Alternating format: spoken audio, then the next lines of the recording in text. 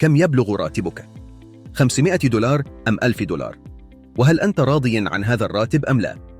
هل تعلم أن راتب الطبيب في سوريا لا يتجاوز 30 دولارا، وأن راتب الموظف العادي لا يتجاوز 25 دولارا؟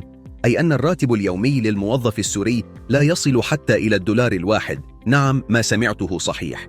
منذ بداية الثورة السورية في العام 2011 تعرض الاقتصاد السوري لانهيار، انهارت معها قيمة العملة، وارتفعت معدلات التضخم بشكل جنوني، وأصبح راتب الموظف لا يكفي لتوفير ثمن الخبز لملايين الأسر السورية.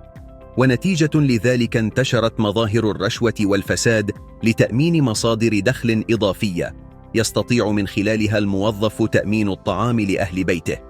اليوم وبعد سقوط الأسد يترقب السوريون زيادة في الرواتب تعادل 4 أضعاف رواتبهم الحالية. فهل ستحقق الحكومة الجديدة وعودها